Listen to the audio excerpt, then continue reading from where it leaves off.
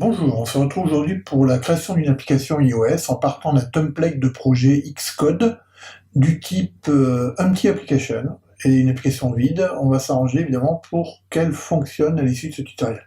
On choisit Empty Application. On tape le nom du projet, donc comme d'habitude, on donne un nom à son projet, un nom d'organisation, un compagnie identifieur, un type de device, donc là le storyboard de départ va être un storyboard iPhone, on choisit l'arc, et ensuite on choisit de créer un fichier storyboard. Il n'y en a pas dans le projet, on en crée un, iPhone, pas un storyboard iPad évidemment. On donne un nom, c'est storyboard, un nom de fichier, iPhone.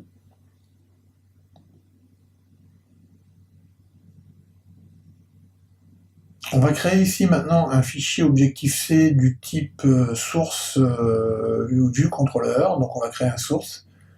Voilà, donc un ViewController, mon ViewController qui hérite de UIViewController, qui est la classe importante pour un contrôleur de base, pas pour iPad, pour iPhone.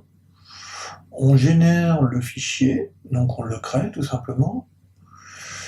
On retire les méthodes inutiles qui sont dans le contrôleur, on n'en a pas besoin. On sélectionne ici, vous voyez, en rectangle bleu, le contrôleur. On sélectionne le troisième onglet. Et alors auparavant, ce qu'on va faire, c'est qu'on va changer le nom dans le projet du contrôleur pour que ça fonctionne. Je resélectionne mon contrôleur, je clique le troisième onglet en haut à droite, ici, et je vais sélectionner le source que je viens de créer, mon ViewController, avec cette boîte bleue. C'est-à-dire je vais associer le source au fichier storyboard décrit finalement en XML. Donc là maintenant on s'occupe du delegate avec son point d'entrée did finish launching with options. On enlève la fenêtre qui est créée de base et on retourne tout simplement yes. En faisant cette opération, donc, on va avoir tout simplement une application qui va lancer le premier contrôleur trouvé dans le storyboard, qui est appelé le contrôleur initial.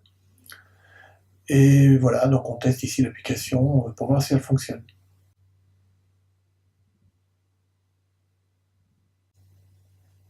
Ici j'ai un écran blanc, donc j'ai un peu le doute. Comme j'ai le doute que ça fonctionne correctement, je mets un petit bouton et je vais changer ensuite la couleur de fond de la vue liée au contrôleur, de manière à ce qu'on puisse vérifier que ça fonctionne correctement. On relance l'application, et on s'aperçoit que cette fois-ci, tout est OK.